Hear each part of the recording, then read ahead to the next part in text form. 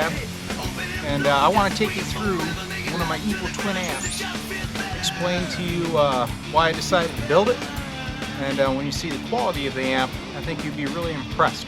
This thing's kind of like a Fender Princeton on steroids, really top performing amp. So let's pan the front panel. You see you got input, gain, treble, bass, speed and intensity, a really cool vintage power lamp, and this is a custom laser engraved panel.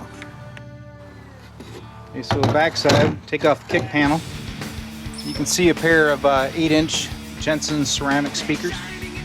You got a pair of 6v6 output tubes, and this one has a GZ34 rectifier tube, unlike a stock Princeton. Alright, so one question you're probably asking yourself is why the two 8-inch speakers, okay? I wanted to design a small, portable amp, had more power than a Princeton, but a little more compact for like going out and gigging with, something you can grab and take to practice without having to lug around some giant 212 amp. So that was the purpose, kind of like the Mesa Boogie thing. Now, I've got the custom chassis removed. The power transformer is made by Classic Tone out of Chicago. Got a standard Fender choke here. Now this is for the deluxe, so this is the higher power choke. The output transformer is also a triode transformer, and this is the ultra linear type. Okay, the tubes are tube depot type, have a nice tube amp Doctor 5 AR4 GZ34, a couple 12AX7s. All right, we'll go to the bottom side.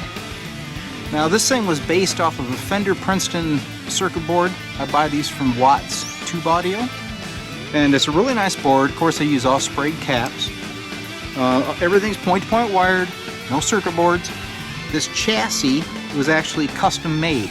It's about 1/8-inch aluminum with welded corners. Okay, and I had these things custom built for this cabinet. The other thing I wanted to point out is the bass control. Although it looks like a bass control in the front, it's actually a bandwidth control. There's a special pot, kind of hard to see, but the pot is sitting here, okay? And that potentiometer is a dual pot, and it toggles in different types of capacitors on the preamp circuit to give you a Fender sound, straight up kind of a Champ sound, and all the way to the right a Marshall sound. So when you hear the amp, you'll be able to definitely tell that it's got a unique tone stack. One other thing I wanted to point out is the tube sockets that I use, as you can see, are old stock Bakelite type, okay?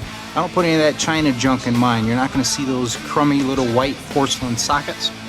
And I also add little bias current shunts on here with a test point on the back panel so that you can measure the bias through your output tubes. Alright, well, last thing that I didn't mention is that the power transformer that I used in this amp is rated much higher than a standard Princeton.